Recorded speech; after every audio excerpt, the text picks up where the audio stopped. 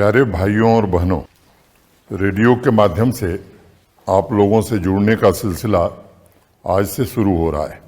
मैं आप सभी को नमस्कार करता हूं। पिछले कुछ महीनों से एलजी मुलाकात के जरिए मैं हर महीने जम्मू तथा कश्मीर डिवीज़न के लोगों की शिकायतें सुनता हूं और उनके यथाशीघ्र निवारण की कोशिश भी करता हूं। एलजी मुलाकात से सरकारी मशीनरी में प्रशासनिक जिम्मेदारी की भावना भी बढ़ी है और मैं समझता हूं यह अच्छे प्रशासन और उसके कार्यक्रमों के बेहतर क्रियान्वयन तथा सामाजिक क्षेत्र से संबंधित विकास कार्यों में अपेक्षित परिणाम के लिए आवश्यक है।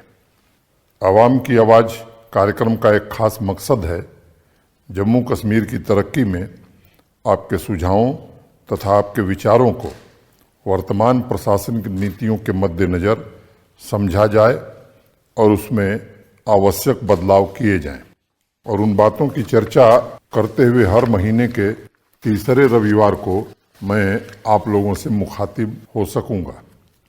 यह नवरात्र तथा रमजान के पवित्र महीने का समय है और इस अवसर पर मैं आप सभी को हार्दिक शुभकामनाएं तथा मुबारकबाद देता हूं। 1 अप्रैल को पूज्य गुरु तेग बहादुर जी की जन्म जयंती थी। पूरे जम्मू कश्मीर में अगले 1 साल गुरु जी का प्रकाश उत्सव मनाने की तैयारी हो रही है। मुझे उम्मीद है कि गुरु तेग बहादुर जी के मूल चिंतन को ध्यान में रखते हुए समाज के सभी वर्गों के लोग इस उत्सव में शामिल होंगे। उनकी जीवन यात्रा त्याग, बलिदान, परोपकार का जीता जागता दर्शन है। काहे रे बन खोजन जाई, सरब निवासी सदा अलेपा, तो ही संग समाई। मैं उन्हें सत सत प्रणाम करता हूँ। खनमोह से हमारी बहन नासिरा अख्तर ने 3 सुझाव भेजे। पहला, छोटी कंपनियों को भी प्रशासन की तरफ से मदद दी जाए। दूसरा, ज़्यादा से ज़्यादा महिला उद्यमियों को प्रमोट करने के लिए एक पॉलिसी बनाकर सरकार काम करे। और तीसरा, small industrial development bank of India यानी सिडबी से भी जम्मू कश्मीर के उद्यमियों को सॉफ्ट लोन की व्यवस्था की जाए। इन सुझावों के लिए मैं नासिरा को हृदय से धन्यवाद देना चाहूँगा। मैं इस कार्यक्रम के माध्यम से 2-3 बातें कहना चाहता हूँ। देश के सम्माननीय प्रधानमंत्री आदरणीय नरेंद्र मोदी जी ने जम्मू कश्मीर के लिए 28,400 करोड़ रुपए की जो नई इंडस्ट्रियल स्कीम दी है, उसमें छोटी तथा बड़ी दोनों तरह की कंपनियों को 4 प्रकार के इंसेंटिव दिए जाएंगे। इससे नए तथा पहले से स्थापित दोनों तरह के उद्योग तथा बिजनेस को फायदा पहुंचेगा। जहां तक महिला उद्यमियों के लिए उचित व्यवस्था बनाने की बात है, प्रशासन पूरी संवेदनशीलता के साथ विमेन एंटरप्रेन्योर्स का एक मजबूत इकोसिस्टम बनाने का प्रयत्न कर रहा है। इसी उद्देश्य से अंतर्राष्ट्रीय महिला दिवस पर एक नई स्कीम तेजस्विनी शुरू की गई है, जिसके अंतर्गत 18 से 35 वर्ष की हमारी बहनों को बिना किसी इंटरेस्ट के आर्थिक सहायता मुहैया कराई जाएगी। मैं इस कार्यक्रम के माध्यम से नासिरा तथा अन्य उद्यमियों को बताना चाहूँगा कि सिडबी हमारी टॉप प्रायोरिटी लिस्ट में है। उनके अधिकारियों से कुछ दिन पहले ही मैंने बैठक की थी और मैं बताना चाहूँगा कि सिडबी के 2 ऑफिस पूरी तरह से यहाँ फंक्शनल हो जाएंगे और यहाँ के उद्यमियों को आर्थिक सहायता भी ये उपलब्ध कराएंगे। हम चाहते हैं कि यहाँ की इंडस्ट्री को सपोर्ट करने के लिए देश के अन्य भी जितने फाइनेंशियल इंस्टीट्यूशंस हैं, उनका फ़ायदा लोगों तक पहुँचे, इसका भी प्रयास किया जाएगा। किश्तवाड़ से हमारी बहन रितु शर्मा ने सुझाव भेजा है कि ऑनलाइन टीचिंग को सफल बनाने के लिए सभी टीचर्स को एक लैपटॉप मिलना चाहिए। इसमें कोई संदेह नहीं है कि कोरोना महामारी ने शिक्षा क्षेत्र को भी प्रभावित किया है। वर्तमान समय में ऑफलाइन क्लासरूम की जगह ऑनलाइन क्लासरूम ने ले ली है। मैं उनके इस सुझाव का स्वागत करता हूं। जम्मू कश्मीर प्रशासन ऑनलाइन एजुकेशन के डिफरेंट मोड्स को बढ़ावा देने का प्रयास कर रहा है और इस प्रक्रिया में जो भी उचित कदम होगा वो उठाया जाएगा। श्रीनगर की नाजनीन एक कुशल कलाकार हैं और पश्मीना तथा कनी शिल्प से जुड़ी हैं। उन्होंने लोकल क्राफ्ट के प्रमोशन के लिए 4 सुझाव भेजे हैं। मैं बहन नाजनीन का धन्यवाद करना चाहूँगा। उनके सुझावों में कनी साल से जुड़े कुशल कारीगरों के लिए स्पेशल लोन तथा रॉ मटेरियल की सप्लाई सुनिश्चित करने की बात कही गई है। उनके इस सुझाव को संबंधित विभाग को भेजकर उचित कार्रवाई सुनिश्चित की जाएगी। नाजनीन, मैं आपको तथा हैंडीक्राफ्ट से जुड़े सभी लोगों को भरोसा देना चाहता हूं, जम्मू कश्मीर प्रशासन इसे विश्व स्तरीय प्रोडक्ट के रूप में विकास के लिए प्रतिबद्ध है। हैंडीक्राफ्ट को ग्लोबल मार्केट उपलब्ध कराने के लिए फ्लिपकार्ट तथा अमेजन से MOU भी साइन किया गया है। कोरोना महामारी पर नियंत्रण के पश्चात हम देश के जाने माने डिज़ाइन हाउसेस को भी जम्मू कश्मीर बुलाएंगे ताकि वह सीधे बुनकरों से उनके उत्पाद खरीद सकें। विभिन्न उत्पादों की GI टैगिंग भी कराई जा रही है ताकि प्रशासन हैंडीक्राफ्ट सेक्टर से जुड़े लोगों को विस्तृत मार्केट मुहैया करा सके। नाजनीन का एक और सुझाव है कि जम्मू कश्मीर के उम्दा कलाकारों को सिर्फ लोकल नहीं बल्कि इंटरनेशनल एग्जीबिशंस में शामिल किया जाए। मैं उन्हें आश्वस्त करना चाहता हूं कि कोरोना के प्रभावी नियंत्रण के पश्चात जब इन एग्जीबिशंस को फिर से शुरू किया जाएगा तो उसमें जम्मू कश्मीर के कलाकारों का भी एक बड़ा डेलीगेशन जरूर शामिल होगा। जम्मू के सीनियर सिटीजन रामदेव शर्मा जी ने सुझाव भेजा है कि प्रशासन को ग्राम केंद्रित नीतियों पर हो रहे कामों को और विस्तृत करने की जरूरत है। गांव के युवा वर्ग को वहीं रोजगार उपलब्ध कराया जा सके और शहरों की तरफ उनका पलायन न हो। रामदेव जी, जम्मू कश्मीर ने गांव के अस्थायी सुस्थिर विकास की रूपरेखा बनाई है। हर पंचायत का बजट अब चुने हुए प्रतिनिधि और जनता की भागीदारी से बनाया जाएगा। इस साल पंचायतों को दी जाने वाली राशि भी दुगनी कर दी गई। मुझे उम्मीद है कि सब लोग मिलकर के विकास का एक अच्छा खाका अपनी ग्राम पंचायत का बनाएंगे और पूरी क्षमता से जनता की भलाई के लिए काम करेंगे। आने वाले वर्षों में नई इंडस्ट्रियल स्कीम उद्योगों को ब्लॉक स्तर तक ले जाएगी। इस कदम से युवाओं को उन्हीं के इलाके में रोजगार के अवसर भी उपलब्ध कराए जा सकेंगे तथा समग्र विकास के द्वारा गांवों को आत्मनिर्भर भी बनाया जाएगा। जम्मू से डॉक्टर जसलीन ने मुझे एक ईमेल भेजा है कि कैंसर पेशेंट्स और रिटायर्ड सरकारी कर्मचारियों के रीइंबर्समेंट को रूटीन रीइंबर्समेंट से ज़्यादा प्रायोरिटी दी जानी चाहिए, क्योंकि वह सिर्फ शारीरिक नहीं बल्कि मानसिक तकलीफ़ों से भी गुजर रहे होते हैं। उनका दूसरा सुझाव है कि स्वास्थ्य क्षेत्र से जुड़े फ्रंटलाइन वॉरियर्स जो कोरोना महामारी के इस दौर में निस्वार्थ भाव से समाज की सेवा कर रहे हैं, उन्हें इंसेंटिव दिया जाए। मैं अपनी बहन डॉक्टर जसलीन को कहना चाहूँगा कि हमें अपने कोरोना वॉरियर्स पर गर्व है। पिछले 1 वर्ष में जिस उच्चतम त्याग का उन्होंने परिचय दिया है वह पूरे विश्व के लिए प्रेरणा स्रोत भी है और उनके सम्मान के लिए निश्चित रूप से जम्मू कश्मीर प्रशासन पूरी तरह कटिबद्ध है। जम्मू कश्मीर में आयुष्मान भारत, प्रधानमंत्री जन आरोग्य योजना तथा सेहत स्कीम के द्वारा बिना भेदभाव के सभी परिवारों को 5 लाख रुपए तक के मुफ्त इलाज की व्यवस्था की गई है। मैं सभी से इल्तजा करता हूं कि जल्द से जल्द सेहत स्कीम में पंजीकरण कराएं। आपका सुझाव उत्तम है और मैं हेल्थ डिपार्टमेंट के आला अफसरान को निर्देश दूंगा कि डॉक्टर जसलीन के सुझावों को प्राथमिकता के आधार पर क्रियान्वित किया जाए। डॉक्टर जसलीन ने अपने ईमेल में जिक्र किया है कि नवरात्र के अवसर पर समाज के सभी लोगों को कम से कम 9 बुराइयों को खत्म करने का तथा 9 सुधारों को रोजमर्रा के जीवन में ढालने का संकल्प लेना चाहिए। उसी प्रकार उधमपुर से रीत ने लिखा है कि इन पवित्र त्योहारों के दिनों में जो संकल्प लिए जाएं, उन्हें आवाम की बात के अगले एपिसोड में दूसरों को प्रेरित करने के लिए जरूर शामिल किए जाएं। मैं इन दोनों सुझावों के लिए डॉक्टर जसलीन तथा रीत का बहुत आभारी हूँ। त्योहारों की मूल भावना अच्छाई, नीति, धर्म को जन जन तक पहुँचाने की है। उत्सवों के यह पवित्र दिन हमें बाहर और भीतर के आकाश में झांकने का अवसर देते हैं। यह त्यौहार वस्तुतः परम तत्व की आवाज़ है। इन उत्सवों से हमें अपनी शक्ति को आंकने तथा भविष्य में किए जाने वाले कार्यों को समझने का भी अवसर मिलता है।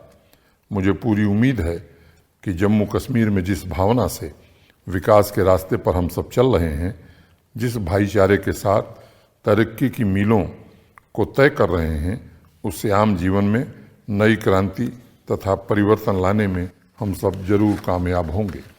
भाइयों और बहनों, त्योहारों के पावन पर्व की कड़ी में आज़ादी का अमृत महोत्सव भी मनाया जा रहा है। देश के 75वें स्वाधीनता दिवस के इस महाउत्सव में स्वतंत्रता संग्राम, कला, साहित्य, समाज सेवा, आर्थिक विकास तथा खेल कूद में अमूल्य योगदान देने वाले जम्मू कश्मीर की शख्सियतों को याद किया जा रहा है। उनके त्याग के बारे में युवा पीढ़ी को भी अवगत कराया जा रहा है। हमारे स्वतंत्रता सेनानियों के लिए हिंदुस्तान सिर्फ जमीन का टुकड़ा नहीं था, बल्कि हृदय की धड़कन में बसी अनंत श्वास थी, जिसको हर व्यक्ति में जिंदा रखने के लिए उन्होंने अपना सर्वोच्च बलिदान दिया। बसोहली से उमा शर्मा ने मुझे लिखा है कि वो अगले 75 हफ्तों में आज़ादी के अमृत महोत्सव के ऊपर 75 कविताएं लिखेंगी। उसका एक संकलन बनाकर वह लोगों से भी साझा करेंगी। बहन उमा शर्मा की बातें भारत की आंतरिक गरिमा तथा गौरव को एक नया पंख, नया आकाश देने की बात करते हैं। मानवता की चेतना के दिए को जलाने वाली उनकी लेखनी की इस यात्रा में मैं उन्हें अपनी शुभकामनाएं देता हूं। मैं बहन उमा शर्मा से आग्रह करूंगा कि आज़ादी के अमृत महोत्सव के दौरान बसोहली पेंटिंग से जुड़े लोगों को सेल्फ हेल्प ग्रुप से जोड़कर एक विस्तृत मार्केटिंग नेटवर्क तैयार करने में भी उनकी भूमिका होनी चाहिए। इसमें प्रशासन भी पूरी तरह से सहयोग करेगा। आप जैसे प्रबुद्ध लोगों के इस अभियान से जुड़ जाने से इस बेहतरीन कला को देश और विदेश में अपनी धाक जमाने का मौका अवश्य मिलेगा। जम्मू के निपुण जो सिविल सर्विस की तैयारी कर रहे हैं, उन्होंने लिखा है कि आज़ादी के अमृत महोत्सव के दौरान वह युवा पीढ़ी को शहीदों और स्वतंत्रता सेनानियों की वीरता से जुड़ी 75 कहानियों का एक सेट बनाकर बांटेंगे। वहीं राजौरी के वरुण ने लिखा है कि वह अपने जिले में आर्थिक रूप से कमजोर आय वर्ग के बच्चों को देश के स्वतंत्रता संग्राम पर लिखी गई 75 पुस्तकें वितरित करेंगे। जम्मू कश्मीर हमेशा से एक पवित्र भूमि रही है, जिस पर शैव दर्शन, बौद्ध, सूफी दर्शन फले फूले हैं। हमें पूरी लगन के साथ अपने कर्तव्यों का दृढ़ता से पालन करना चाहिए और आज़ादी के इस अमृत महोत्सव में समाज के कल्याण, देश की भलाई और जम्मू कश्मीर के उज्जवल भविष्य के लिए संकल्प लेना चाहिए। मुझे निपुण और वरुण जैसे अपने नौजवानों पर भरोसा है और गर्व भी है, जो राष्ट्र तथा मानव सेवा की भावना से समाज में काम कर रहे हैं। बारामूला के वकार गिलानी ने मुझे लिखा है कि वह आज़ादी के अमृत महोत्सव कार्यक्रम से काफ़ी प्रभावित हैं। चूँकि वकार भारत माता के वीर सपूत मकबूल शेरवानी के शहर के रहने वाले हैं, उनकी मंशा है कि वह मकबूल शेरवानी की कहानियों को लोकगीतों में ढालकर जन जन तक पहुँचाएँ। गीत का मतलब होता है अंतः संगीत, जो इंसान के अंतरतम को जगाता है। वकार के अंदर भी वही भावना है और मैं इस नेक पहल के लिए उन्हें ढेरों शुभकामनाएं देता हूँ। वकार ने लिखा है कि आर्मी तथा पैरामिलिट्री की तर्ज पर जम्मू कश्मीर पुलिस के शहीदों का भी सम्मान किया जाए तथा उनकी कहानियों को लोगों तक पहुंचाने का प्रबंध किया जाए। यह बहुत ही उत्तम सुझाव है और पुलिस विभाग से बात करके इस पर भी यथाशीघ्र निर्णय लिया जाएगा। इन सुझावों को पढ़कर मुझे अत्यंत प्रसन्नता हुई है। आर्थिक विकास के साथ सांस्कृतिक चेतना को लेकर जम्मू कश्मीर के युवा वर्ग में जागरूकता यह दर्शाती है कि भौतिक प्रगति के साथ हम अपनी परंपरा तथा आध्यात्मिक चिंतन के लिए भी सजग हैं। बारामूला की ही रहने वाली हमारी बहन मसरत कौसर ने एग्रीकल्चर तथा हार्टिकल्चर के क्षेत्र में 4-5 सुझाव मुझे भेजे हैं। उन्होंने hitech, greenhouse, anti hail net के लिए सब्सिडी, हर जिले में एक मॉडल नर्सरी तथा कम से कम 5 कोल्ड स्टोरेज हर डिस्ट्रिक्ट में शुरू करने के लिए लिखा है। उनके कुछ सुझावों को अभी वर्तमान में चल रही नीतियों में शामिल किया जा सकता है और मुझे उम्मीद है कि उनके अन्य सुझावों पर भी प्राथमिकता के आधार पर निर्णय लिए जाएंगे। इस कार्यक्रम के माध्यम से मैं उन्हें बताना चाहूँगा कि अलग अलग मंचों से मैंने अनेक बार एग्रीकल्चर तथा हार्टिकल्चर के विकास के लिए किसानों से सीधा संवाद स्थापित किया है। उसके आधार पर जो विजन तैयार हुआ है वह जल्द ही जम्मू कश्मीर के इस आकांक्षी सेक्टर में आमूलचूल परिवर्तन लाएगा। किसानों की आय दोगुनी नहीं बल्कि उससे भी ज़्यादा हो, इस लक्ष्य के साथ हम आगे बढ़ रहे हैं। Jammu Kashmir women rugby team की कोच एवं कैप्टन सोलिहा यूसुफ ने 2-3 बातें कही हैं। सोलिहा ने लिखा है कि श्रीनगर रग्बी टर्फ पर जो काम चल रहा है वह स्लो है। उन्होंने महिला खिलाड़ियों के लिए कुछ बेसिक सुविधाओं की भी बात कही है और इंटरनेशनल एक्सपोजर के लिए विदेश में ट्रेनिंग तथा महिला कोच नियुक्त करने का सुझाव दिया है। सोलिहा, मुझे याद है कि पिछले साल पोलो ग्राउंड में रग्बी टर्फ तथा सिंथेटिक हॉकी टर्फ प्रोजेक्ट का अनावरण हुआ था। उन दोनों प्रोजेक्ट्स को इस वित्तीय वर्ष में पूरा कर लिया जाएगा। कोरोना पर नियंत्रण के पश्चात विदेश में ट्रेनिंग की पहल भी जरूर की जाएगी। जहाँ तक महिला कोच तथा अन्य संसाधनों का सवाल है, उसको रिव्यू करके शीघ्र ही खिलाड़ियों को उपलब्ध कराया जाए, इसकी व्यवस्था कराई जाएगी। भाइयों और बहनों, कोरोना के खिलाफ हमारी लड़ाई अभी भी जारी है। पिछले 1 साल से जिस प्रकार से आदरणीय प्रधानमंत्री जी के आह्वान पर आप लोगों ने संगठित और अनुशासित तरीके से व्यवस्था को बनाकर रखा, वह काबिले तारीफ है। लेकिन चुनौती अभी खत्म नहीं हुई है। सभी प्रोटोकॉल का पालन करते हुए कोरोना की दूसरी लहर से खुद को तथा औरों को भी बचाने की जरूरत है। प्रशासन की तरफ से वैक्सीनेशन ड्राइव चल रही है, लेकिन किसी भी प्रकार की ढिलाई पूरे समाज के लिए घातक सिद्ध हो सकती है और इसलिए हमें प्रधानमंत्री जी द्वारा दिए गए मंत्र का पालन करना चाहिए। कोरोना से लड़ने के लिए दवाई भी कड़ाई भी। मैं आप सभी से विनम्र निवेदन करता हूं कि इस लड़ाई में आप हमारे सभी कोरोना वॉरियर्स के साथ सहयोग करें। कोरोना के इस कठिन दौर में हमारे ग्रामीण क्षेत्र में पूरे देश के लिए रोल मॉडल बनकर उभरे हैं। जम्मू डिवीजन में सरपंच बलबीर कौर जी ने अपनी पंचायत ट्रेवा में 30 बेड का क्वारंटाइन सेंटर बनवाया है। इसी तरह कश्मीर डिवीजन की महिला सरपंच जैतुना बेगम ने गंदरबल की अपनी पंचायत में मुफ्त मास्क, राशन, फसल के बीज, सेब के पौधे वितरित किए हैं ताकि लोगों को खेती में असुविधा का सामना न करना पड़े। रियासी जिले के पंथल ब्लॉक के रहने वाले 81 वर्षीय शंकर सिंह जी एक छोटी पानी की चक्की चला रहे हैं और जरूरतमंदों के लिए मुफ्त में अनाज पीसकर सेवा की अद्भुत मिसाल पेश कर रहे हैं। मैं उन्हें भी प्रणाम करता हूं।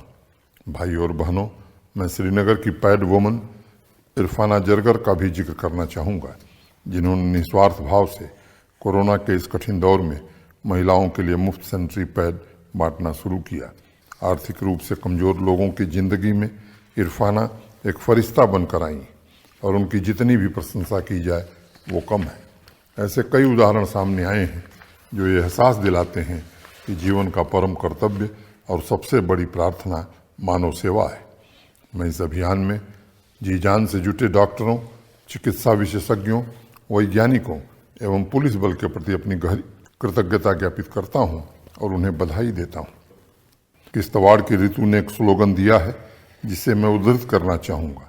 कोरोना को हराना है तो साथी समझ से काम लो, हाथ धोना, मास्क पहनना है, जरूरी जान लो। भाइयों और बहनों, हमने हाल ही में 14 अप्रैल को भारत रत्न बाबा साहब डॉक्टर भीमराव अंबेडकर की 130वीं जयंती धूमधाम से मनाई है। सामाजिक समरसता, विकास तथा भाईचारे को बढ़ावा देने वाले बाबा साहब के संदेश आज भी हमारा मार्गदर्शन कर रहे हैं। मैं जम्मू कश्मीर के सभी नागरिकों का आह्वान करना चाहूँगा कि हमें संवैधानिक रीतियों से अपने सामाजिक और आर्थिक उद्देश्यों की पूर्ति करनी है तथा संविधान में निहित कर्तव्यों का भी अक्षरशः पालन करना है। बाबा साहब का दर्शन सिर्फ स्थिति की समानता की बात नहीं करता, बल्कि अवसर की समानता पर भी जोर देता है। उसी भावना से हम जम्मू कश्मीर के सभी वर्गों की उन्नति और समुचित संरक्षण पर काम कर रहे हैं। मेरा आप सभी से अनुरोध है कि संविधान में हमारे नीति निर्माताओं ने जो राह दिखाई है, जिन नैतिक मूल्यों और सिद्धांतों को हमारे समक्ष रखा है, उसका पालन करें। अधिकार के साथ हमें अपने कर्तव्यों को भी नहीं भूलना चाहिए। मैं अपेक्षा करता हूं कि हम सब मिलकर अपने मौलिक कर्तव्यों को पूरा करने की शपथ लें। जम्मू कश्मीर की संस्कृति तथा विविधता को और मजबूत करने के हर संभव प्रयास हम सबको मिलजुल कर करना है। भाइयों और बहनों, त्योहारों के इन पवित्र दिनों में मैं आप सभी के स्वास्थ्य खुशहाली के लिए मंगल कामना करता हूं और मां शक्ति से प्रार्थना करता हूं कि हमारे यूनियन टेरिटरी को नई ऊंचाई दें ताकि सभी वर्गों की इच्छाएं और अपेक्षाएं पूरी हों। इस कार्यक्रम को सुनने के लिए मैं सभी के प्रति हृदय से आभार व्यक्त करता हूं। बहुत बहुत शुक्रिया।